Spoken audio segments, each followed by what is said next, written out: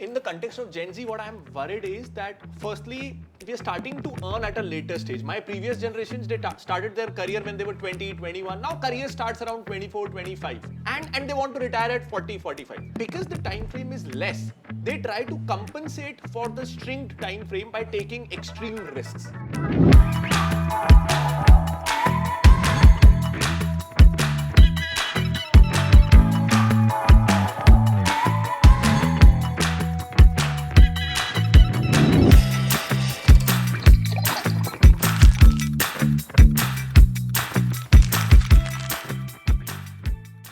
Hello and welcome to the second episode of the Financial Freedom series. Retirement used to be the last chapter. Now it's a new beginning. Youngsters are planning for it, looking forward to it. And elders, they can't wait for it. I have with me Srini from ICICI Prudential Life Insurance and Vivek from Policy Bazaar. Now, the landscape around retirement has changed a lot. Earlier, people would fear retirement. Now I see even elders waiting for it, even embracing it, and youngsters planning for it. How do you see this rapid change? Now, what has happened is no one really thinks of retirement from a "ab main kuch nahi karunga," I will withdraw inwards. That itself has changed. Okay, and why has it changed? Because one, lifespans are increasing, right?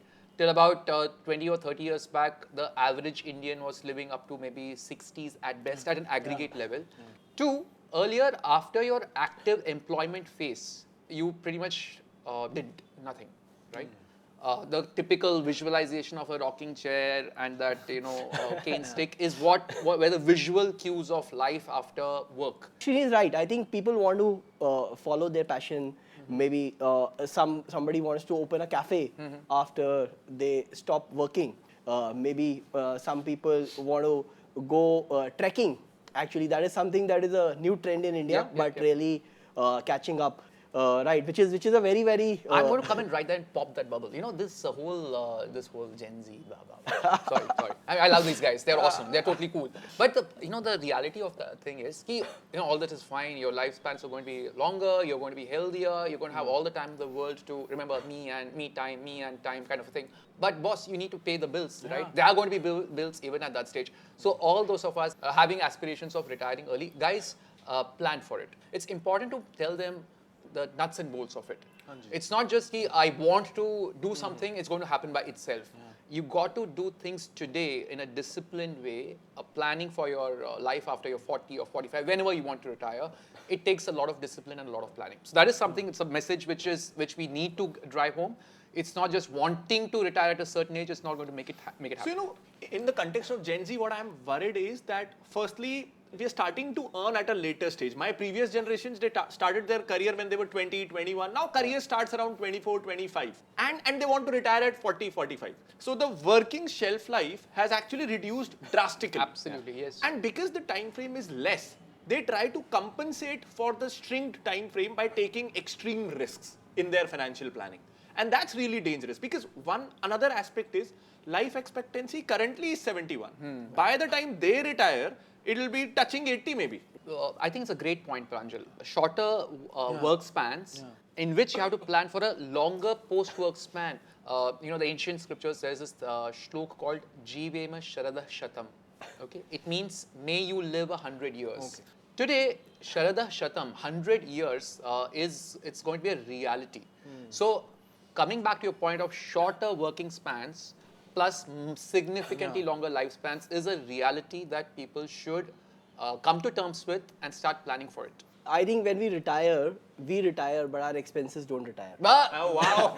Yeah. Okay, I'm still. I missed that. How did you get that? I missed that. I think that is something that is very, very important. On a serious note, I think what you were talking about earlier, that the whole giving time for wealth creation or to build your retirement corpus, I think starting early is very, very important. But you should start, and you can always keep increasing that as your own income increases, affluence increases. इसमें ना एक और factor is that everyone wants to plan for retirement, but they don't realize that always short-term, medium-term goals take precedence over long-term goals because they feel more urgent.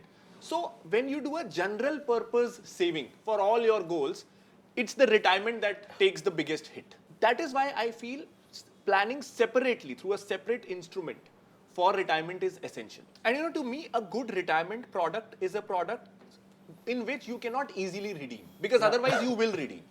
And people see that as a downside of that instrument, and that's an irony. No, I think you are absolutely right. I think there should be a difference between what you are saving for your short-term and medium-term goals and something where it is a long-term goal.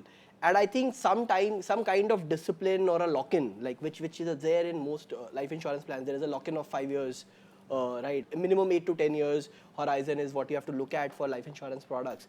I think that forces a discipline and also ensures that you will not withdraw from that corpus so easily, because you have a lock-in. And I think that kind of ensures that you build a sizable corpus for your retirement. Think of it as a strict teacher. When we were being students in class, a strict teacher was someone that we would often kind of thing, right? But honestly, if you look at maybe your strictest teachers were the ones whose lessons have been imbibed the deepest, right? I know a little bit of a forced analogy, but the point I'm trying to make is insurance is discipline. And the irony, like you rightly said, Pranjal, is at times held as a criticism of the product category, because for all great things, you need to give time.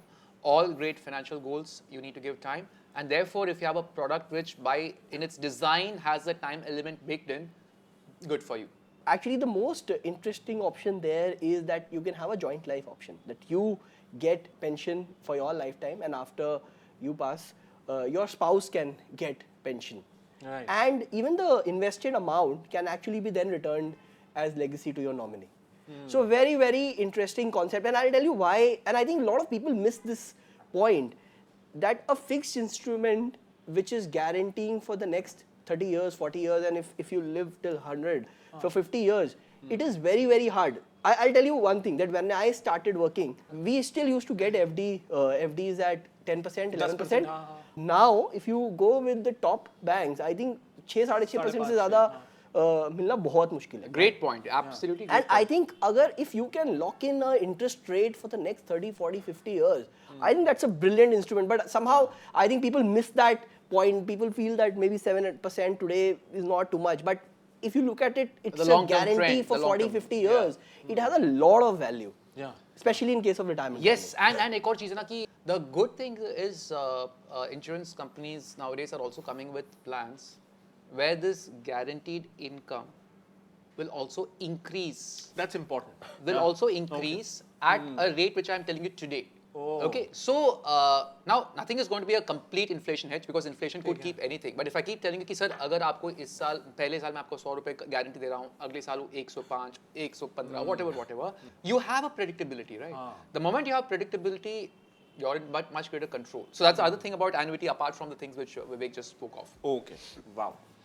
So, I hope this will help. The conclusion is, with the right plan, having a separate pot, and buying an instrument that does not allow you to liquidate easily is the right way to go about it. If you follow this plan, in most probability, you will not be fearful of retirement.